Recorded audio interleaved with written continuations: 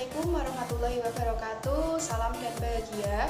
Perkenalkan, kami dari kelompok 2 Manajemen Perubahan akan menjelaskan materi tentang peran esensial kepemimpinan. Untuk penjelasan materi yang pertama akan saya sendiri yang menyampaikan. Perkenalkan, nama saya Ari Wijiningrum, NIM 2018-008-373. Kepemimpinan adalah sebuah nilai mutlak yang dimiliki oleh seseorang. Nah, menjadi seorang pemimpin itu harus berani dalam mengambil keputusan, mempunyai jiwa yang bijaksana, serta dapat memimpin karyawannya agar dapat mencapai tujuan organisasinya, dan juga mampu memahami dan menangani situasi yang ada di dalam organisasinya.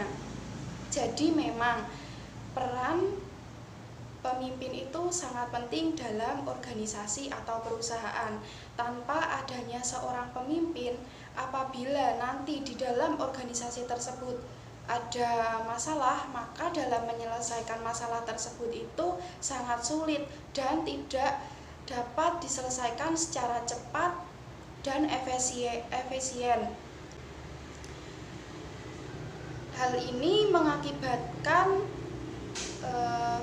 tercapainya tujuan organisasi itu akan terhambat, dan juga tingkat kepuasan tercapainya tujuan tersebut presentasenya akan sangat rendah. Nah, seorang pemimpin yang efektif itu memiliki 5 ciri. Yang pertama itu strategis, yaitu seorang pemimpin harus dapat menyusun strategi yang baik untuk mencapai visi dan misi organisasinya.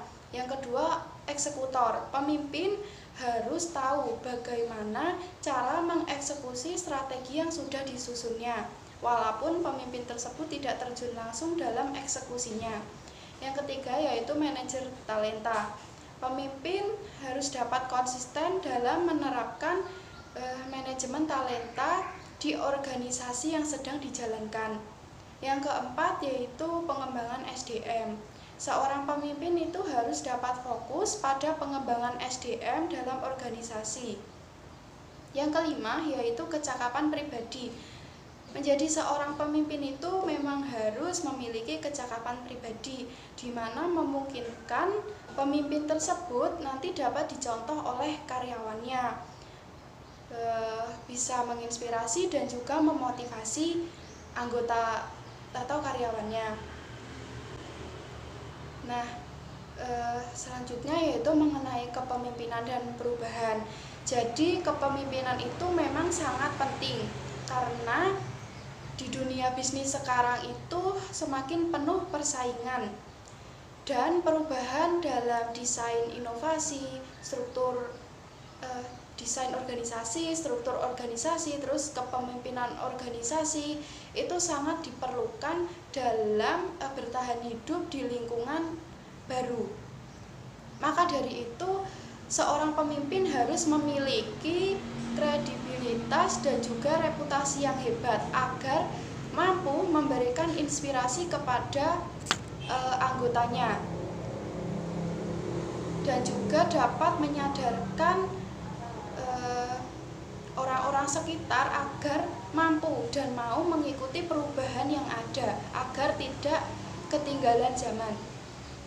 Nah, ada penelitian dari Charles Habishop Jr. yang tertuang dalam bukunya yang berjudul Making Change Happen One Person at a Time, Assessing Change Within Your Organization.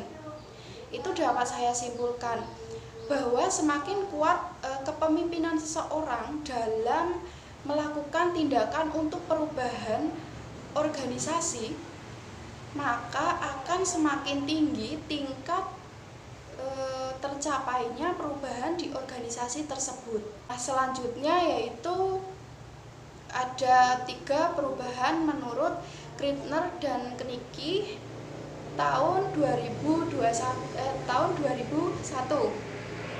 Yang pertama ada adaptive change, yaitu perubahan yang paling rendah tingkat kompleksitasnya dan ketidakpastiannya. Yang kedua ada innovative change, itu memperkenalkan praktik baru dalam organisasi.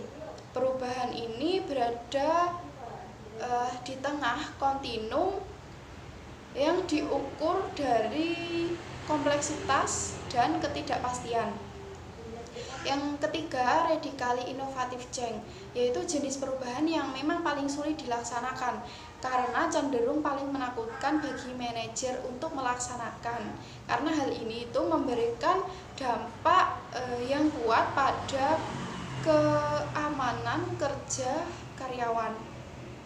Sekian penjelasan materi yang dapat saya sampaikan. Kurang lebihnya mohon maaf. Untuk penjelasan materi selanjutnya akan dijelaskan oleh rekan saya. Terima kasih. Salam. Sebelumnya, salam dan bahagia. Perkenalkan, nama saya Ade Yeni Rizka Anggraini, NIM 2018 000388. Nah, di sini saya akan melanjutkan presentasi dari rekan saya tadi.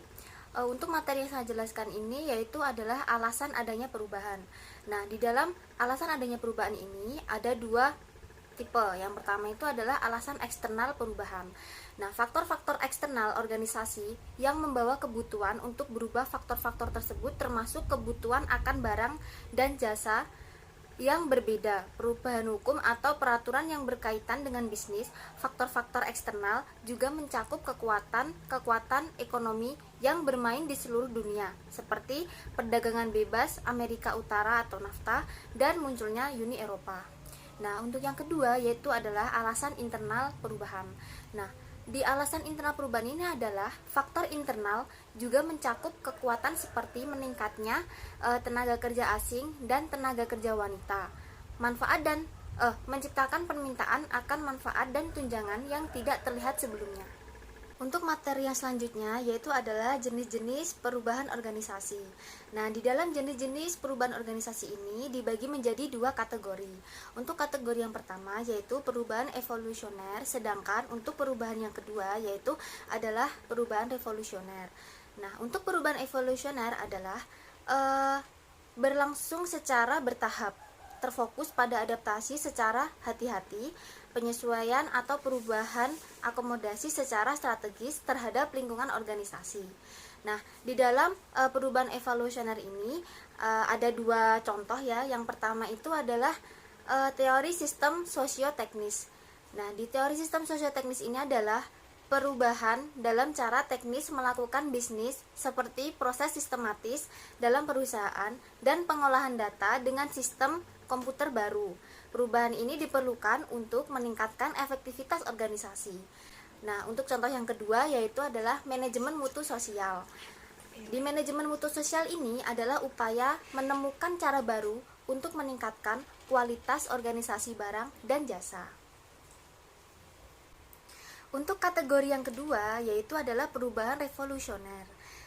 Perubahan revolusioner ini terfokus pada perubahan yang menghasilkan struktur organisasi baru, tujuan baru, dan cara-cara baru. Nah, untuk contoh perubahan revolusioner ini dibagi menjadi tiga. Yang pertama itu adalah rekayasa ulang. Di dalam rekayasa ulang ini melibatkan pemikiran ulang secara fundamental dan desain ulang secara radikal atas proses bisnis untuk mencapai perbaikan dramatis dalam ukuran kinerja seperti biaya, kualitas, pelayanan, dan kecepatan. Nah, untuk yang kedua yaitu adalah restrukturisasi. Restrukturisasi ini mengubah organisasi untuk menyesuaikan ke situasi tertentu tanpa proses rekayasa ulang secara drastis manajer maupun pimpinan. Nah, untuk yang ketiga yaitu adalah inovasi teknologi. Di dalam inovasi teknologi ini, kemajuan teknologi yang lebih tinggi akan menciptakan lebih banyak perubahan organisasi yang akan memerlukan manajer dan pemimpin menjadi lebih inovatif. Untuk materi yang selanjutnya yaitu adalah kekuatan penggerak perubahan. Berdasarkan analisis pakar dalam Rohyadi, ada dua kekuatan. Yang pertama itu adalah kekuatan internal dan yang kedua adalah kekuatan eksternal. Kekuatan internal adalah kekuatan yang muncul dari dalam lembaga seperti sumber daya manusia, perilaku, dan keputusan manajemen. Sedangkan faktor yang mempengaruhinya itu berkaitan dengan yang pertama adalah strategi baru, yang kedua adalah penerapan teknologi, yang ketiga adalah sikap dan perilaku. Nah, untuk yang kedua adalah kekuatan eksternal.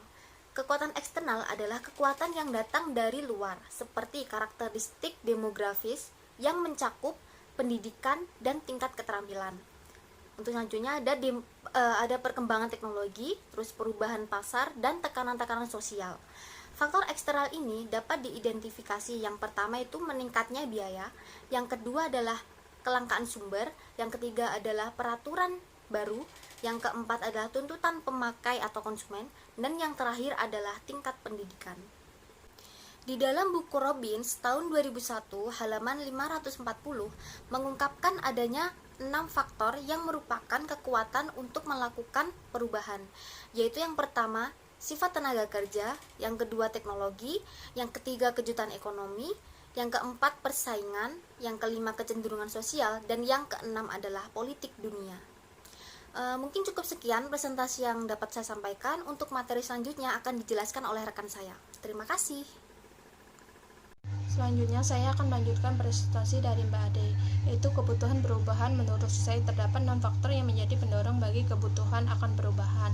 Yang pertama, perubahan teknologi terus meningkat. Sebagai akibat perubahan teknologi yang terus meningkat, kecepatan penyusutan teknologi menjadi semakin meningkat pula. Organisasi tidak dapat mengabaikan perkembangan yang menguntungkan pesaingnya. Perkembangan baru mengakibatkan perubahan keterampilan, pekerjaan, struktur, dan seringkali juga budaya. Dengan demikian, sumber daya manusia harus selalu mengikuti perkembangan teknologi agar tidak tertinggal. Di dalam dunia yang selalu berkembang, SDM tidak boleh gagap teknologi. Yang B, persaingan semakin intensif dan menjadi lebih global. Dalam dunia yang semakin terbuka, terjadi persaingan yang akan semakin tajam dengan cukup lintas negara. Banyak organisasi dipaksa mencapai standar kualitas dan biaya yang telah dicapai oleh perintis industri. Apabila tidak dapat mengikuti standar tersebut, maka akan kalah bersaing. Kekalahan dalam persaingan akan memaksa perusahaan menutup usahanya atau melakukan merger atau dibeli oleh perusahaan lain. Yang C, pelanggan semakin banyak tuntutan. Pelanggan tidak lagi mau menerima pelayanan yang jelek atau kualitas yang rendah. Untuk menjadi organisasi yang kompetitif, perusahaan harus lebih cepat dalam merespon kebutuhan pelanggan, dan hal ini dapat berubah sepanjang waktu. Perusahaan yang tidak mampu memberikan kepuasan kepada pelanggan akan ditinggalkan pelanggan, akan beralih kepada pesaing. Yang D, profil demografis negara berubah. Komposisi kelompok penduduk tua dan muda berubah dengan akibat kekurangan keterampilan, perubahan sikap kelompok tua terhadap kesempatan kerja, masalah motivasi pada organisasi datar yang menjadikan sedikit peluang promosi. Kecenderungan ini menyimpan banyak hal yang dapat mempengaruhi perubahan yang akan terjadi dalam beberapa dekade ke depan. Perkembangan demografi akan sangat berpengaruh terhadap pola kebutuhan masyarakat. Yang selanjutnya, privatisasi bisnis milik masyarakat berkelanjut. Cenderung yang terjadi dalam dunia bisnis adalah terjadinya privatisasi yang semakin luas. Dengan privatisasi bisnis monopoli yang dimiliki sekelompok masyarakat tentu menjadi hilang. Privatisasi merupakan kecenderungan baru dunia bisnis yang akan semakin berkembang. Walaupun kepemilikan tidak berubah, sistem baru dibangun untuk mencapai kompetisi dan tumbuhnya kekuatan pasar yang lebih besar lagi. Pemegang saham meminta lebih banyak. Nilai perusahaan akan berada di bawah tekanan apabila kinerja di bawah harapan, meskipun usahanya masih menguntungkan. Dalam situasi seperti ini, tekanan tidak hanya datang dari keluhan pemegang saham, tetapi karena prestasinya rendah dapat menjadi target untuk diambil alih oleh perusahaan lain. Yang selanjutnya, tahap-tahap manajemen perubahan ada 4. Yang pertama, tahap identifikasi perubahan. Diharapkan seseorang dapat mengenal perubahan apa yang akan dilakukan atau terjadi. Dalam tahap ini, seseorang atau kelompok dapat mengenal kebutuhan perubahan dan mengidentifikasi tipe perubahan. Tahap perencanaan perubahan. Pada tahap ini, analisis mengenai diagnostis situasional, teknik, pemilik strategi umum, dan pemilihan. Dalam proses ini perlu dipertimbangkan adanya faktor pendukung sehingga perubahan dapat terjadi dengan baik. Yang selanjutnya, tahap implementasi perubahan, di mana terjadi proses pencairan perubahan dan pembekuan yang diharapkan. Apabila suatu perubahan sering terjadi, kemungkinan timbul masalah. Untuk itu dilakukan monopoli perubahan terhadap evaluasi dan umpan balik. Untuk melakukan evaluasi diperlukan data. Oleh karena itu, tahap ini dilakukan pengumpulan data dan evaluasi data tersebut. Hasil evaluasi ini dapat diumpan balik kepada tahap 1 sehingga memberi dampak pada perubahan yang diinginkan berikutnya. Yang selanjutnya, implementasi berorganisasi atau berkelompok. Sangat membutuhkan seseorang pemimpin yang memiliki kemampuan untuk berperan dalam meningkatkan kemampuan sumber daya manusia. Oleh karena itu, para pemimpin pada sebuah organisasi dapat mungkin berperan sebagai penentu arah bagi sumber daya manusia dan sedapat mungkin menjadi agen perubahan, juru bicara, dan pelatih. Berperan tidaknya seorang pemimpin dalam mensukseskan organisasi tercermin pada gaya kepemimpinan yang diterapkan untuk mempengaruhi para karyawan dengan memaksud mampu membuat karyawan bereaksi bersama-sama untuk mencapai tujuan suatu organisasi. Setiap manusia memiliki jiwa kepemimpinan, di mana kepemimpinan berawal dari mimpin dirinya sendiri untuk dapat mengulangi konflik yang ada serta mempunyai keputusan akan konflik tersebut. Sekian presentasi dari kelompok kami, kurang dan lebihnya kami mohon maaf. Salam.